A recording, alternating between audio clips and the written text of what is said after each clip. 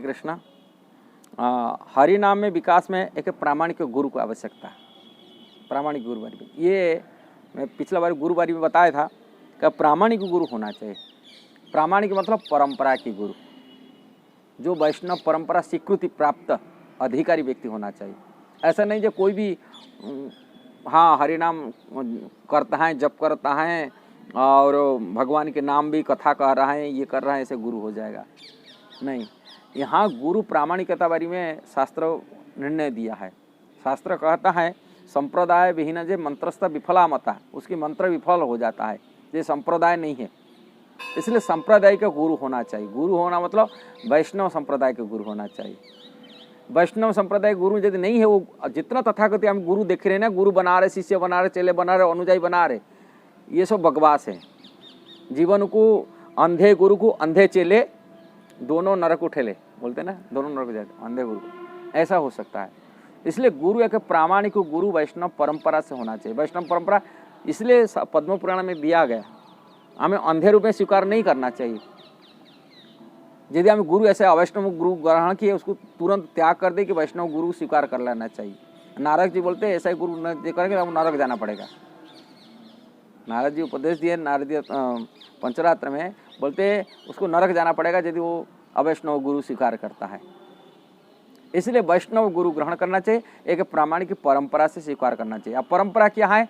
4 संप्रदाय बारे में वही पद्म पुराण में दिया गया। 4 संप्रदाय है, श्री संप्रदाय, कुमार संप्रदाय, रुद्र संप्रदाय, ब्रह्म संप्रदाय। श्री संप्रदाय का आचार्य कलयुग में हुए रामानुजाचार्य, रुद्र संप्रदाय के आचार्य हुए विष्णु स्वामी, कुमार संप्रदाय में आचार्य निम्बार्क आचार्य, और ब्रह्म संप्रदाय के आचार्य हुए कलयुग में माधवाचार्य। इसी कनेक्शन हुए 4 परंपरा में जो कोई आते हैं, गुरु आते हैं, से वो प्रामाणिक गुरु कहा जाता है। यदि परंपरा नहीं है, वैष्णव परंपरा, ऐसा नहीं जो कोई मायावादी परंपरा, अवैष्णव परंपरा, ऐसा नहीं। वैष्णव परंपरा होना जो शास्त्र में निर्णय दिया गया, शास्त्र में लिखा गया है, 4 संप्रदाय के 4 वैष्णव परंपरा। और वो परंपरा से जो जुड़ा हुए व्यक्ति नहीं है, वो गुरु नहीं हो सकता। ये प्रथम होना चाहिए। दूसरी नेक्स्ट बात कहा गया, प्रामाणिक परंपरा होते हुए भी यदि वो आचरण सिद्ध नहीं है, वो आचरण में गलत आचरण में कर रहे हैं, माने कनिष्ठ अधिकारी इसको होते हैं, इंद्रिय तृप्ति में लगा हुआ व्यक्ति, ऐसा कनिष्ठ अधिकारी व्यक्ति मध्य भी गुरु नहीं हो सकता। कनिष्ठ गुरु होने के लिए एक उत्तम अधिकारी वैष्णव होना चाहिए। उत्तम अधिकारी वैष्णव को पहचाना कैसा जानेंगे? ये बात रूप को समझ, निंदा आदि शून्य, जो दूसरे की निंदा चुगले आदि नहीं करता है, क्योंकि कूट कपटता नहीं करता है, ना धन संचय नहीं करता, इंद्रिय तृप्ति में लगा नहीं होता।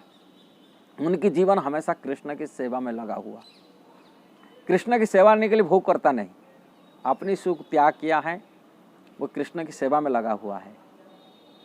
और शास्त्र में निपुणता भी होना चाहिए, शास्त्रों को ज्ञानता होना चाहिए, और कृष्ण विज्ञान को ठीक ठीक जानने वाला है, समझने वाला व्यक्ति होना चाहिए।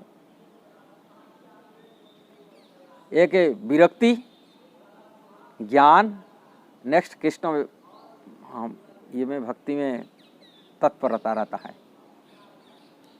ये सब चीज़ लक्षण को देख कर ही गुरु चुनना चाहिए। ये प्रामाणिक गुरु हिसाब से, प्रामाणिक परंपरा चाहिए।